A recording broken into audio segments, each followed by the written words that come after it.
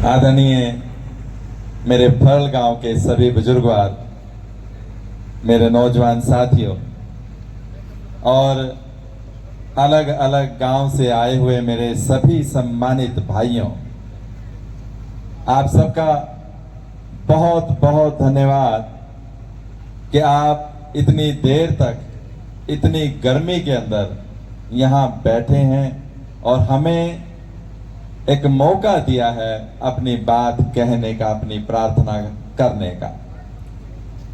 आप जानते हैं कि इलेक्शन का माहौल है, सभी लोग इलेक्शन में देर देर रात तक घूमते हैं और अपनी बात सभी भाइयों को, साथियों को कहते भी हैं।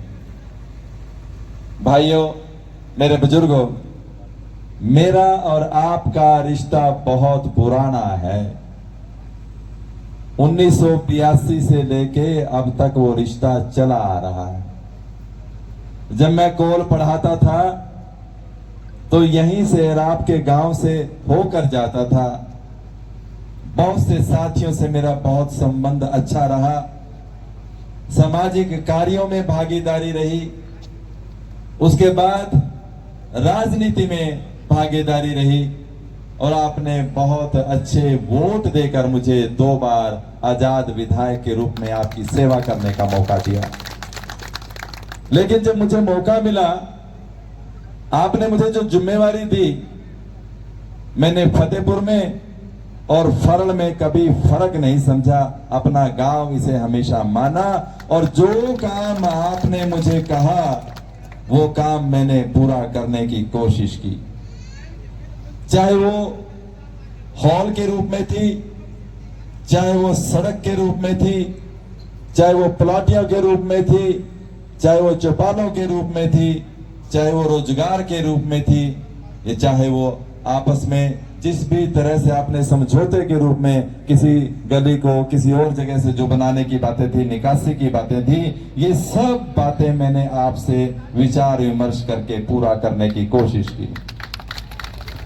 आपने मुझे परखा है, आपने मुझे जाना है, आपने मुझे पहचाना भी है, अच्छी तरह से पहचानने का प्रयास भी किया है। मेरे भाइयों, मैंने भी अपने आप को खरा साबित करने के लिए आपकी उस हर कसौटी के ऊपर हर प्रयास मैंने किया है कि मेरे फरल गांव के मेरे भाई मुझसे कभी नाराज ना हो। जब कभी मेले की बात आती थी, जब कभी कोई और बात आती थी, मैंने लगातार 5 साल, आप याद करिए, इस गांव के अंदर चिंटी रुकने नहीं दी। रुकने दी क्या? लगातार 5 साल जो आपने कहा वही काम मैंने करने की कोशिश की है।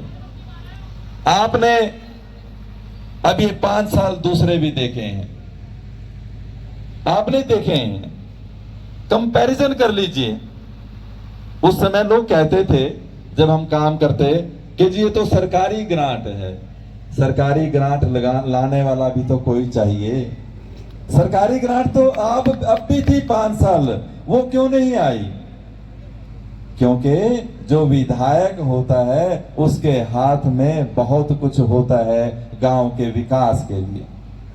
प्रयास किया, कोशिश की और उस हर कोशिश में जैसा आपने चाहा वैसा मैंने प्रयास किया कि मैं करूं।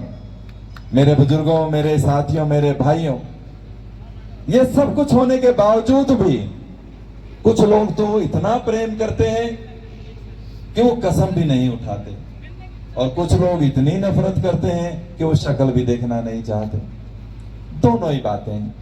बिना किसी कारण के मैंने तो आज तक किसी का कुछ बिगाड़ा नहीं है, मैंने तो आज तक किसी का बुरा किया नहीं है। आप बता दो किसी व्यक्ति का आज तक मैंने कोई बुरा किया हो, आज तक मैंने किसी को परेशान किया हो, आज तक मैंने किसी तरह की बेईमानी की राजनीति की हो, आज तक मैंने कभी किसी कमीशन की राजनीति की हो, थाने की राजनीति की हो, ऐसा बिल्कुल नहीं किया।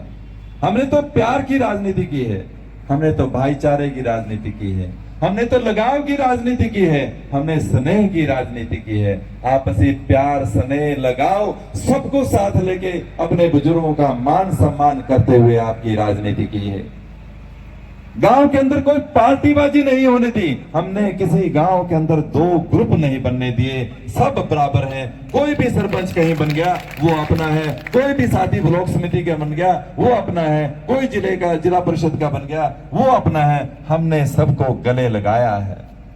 अन्यथा क्या होता है कि जब भी कोई विधायक बनता है वो गांव के अंदर दो गुट करवा देता है, एक उसके साथ लग जाता है और एक उसके विरोध में चला जाता है। हमने ऐसी राजनीति नहीं की। हमने लोगों को कोर्टों में लुटने नहीं दिया, हमने उनको थाने तहसील में जाने नहीं दिया। जो भी किया है केवल समझौता करवाया है, किसी का पक्ष नहीं किया है। ये राजनीति हमने की है। ये राजनीति अच्छी है या वो राजनीति अच्छी है जो कोर्टों को तहसील में, कचहरी में, थाने में और सब जगह चाहते हैं? वो राजनीति बेकार राजनीति होती है। भाईचारे की राजनीति अच्छी राजनीति होती है।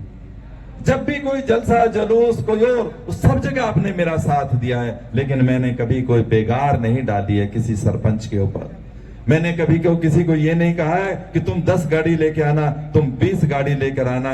जो भी किया है अपने पास से किया है। मैंने कभी इस तरह का कोई काम किया ही नहीं। मेरे भाइयों, आज जब मौका आता है 5 साल में एक बार, केवल एक बार मौका आता है जब हमें आपकी वोट की जरूरत होती है, सपोर्ट की जरूरत होती है, सहयोग की जरूरत होती है, आशीर्वाद की जरूरत होती है, आपके लगाव की जरूरत होती है और आपके समय की भी जरूरत होती है। मैंने पार्टी में काम किया, भारतीय जनता पार्टी में 10 साल काम किया। 2019 में आपका टिकट काट दिया गया। बाहर के व्यक्ति को लेकर आए और उसको टिकट दे दिया, हमें बलि का बकरा बना दिया। वो तो सहन एक बार तो कर लिया, दूसरी बार फिर से 2024 में आपको टिकट मिलना था। आप जानते हैं बच्चे की जुबान पर ये था कि दिनेश कौशिक को ये टिकट मिलेगा और ये सीट जीतेंगे। ये था कि नहीं था? सबकी जुबान पे था। और मुझे कहा गया था कि आप फील्ड में काम करो, चाहे वो जलसा था, चाहे वो किसी प्रकार का मुख्यमंत्री का था, चाहे वो अध्यक्ष का स्वागत था, चाहे हमें रोड शो करना था, चाहे हमें पैदल मार्च करना था, चाहे बड़ी बड़ी रैली करनी थी, सब कुछ आपके सहयोग से हमने किया। पिछला 1 साल सड़कों पर गुजार दिया। और जब टिकट देने का दिन आया, एक दिन पहले बल्कि उसी दिन वो टिकट किसी और को दे दिया गया, जिसका कोई निष्ठा नहीं थी पार्टी के अंदर, जिसका पार्टी से कोई मतलब नहीं था। केवल पैसे के बलबूते पर वो टिकट चला गया। अब आप बताइए मुझे क्या करना चाहिए था? क्या संघर्ष ना करें हम? क्या झुक के बैठ जाएं, चुप होके बैठ जाएं? क्या हमें किसी तरह का कोई विरोध प्रकट नहीं करना चाहिए था? सरकार किसी की भी बने, इस हलके से आजाद विधायक बनने का रास्ता खुल गया है। 7वीं बार यहां से आजाद विधायक बनेगा आपके सहयोग से। और एक बात और मैं कहना चाहता हूं, जो संघर्ष करने वाले होते हैं, जो मेहनत करने वाले होते हैं, जो हिम्मत करने वाले होते हैं, उनकी कभी हार नहीं होती, हमेशा जीत होती है। आपके हक में माहौल है, पूरे हलके के अंदर आपके हक के अंदर माहौल है। हर व्यक्ति चाहता है कि आप विधायक बने, हर व्यक्ति चाहता है कि आपको ज्यादा से ज्यादा वोट मिले। लेकिन कई बार हमारे साथी थोड़ी सी बातों से घबरा जाते हैं।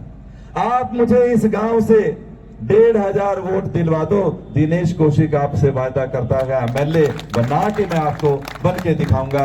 आपका सहयोग मुझे चाहिए। मैंने ज्यादा वोट नहीं मांगी, मैंने 1500-1600 वोट मांगी हैं। आधे तो आपने मेरे को 2700 वोट भी हैं, 2700 वोट दिए हैं आपने मुझे। लेकिन जैसा आप कंपटीशन है उसमें मैं केवल 1500-1600 वोट मांगता हूं आपसे।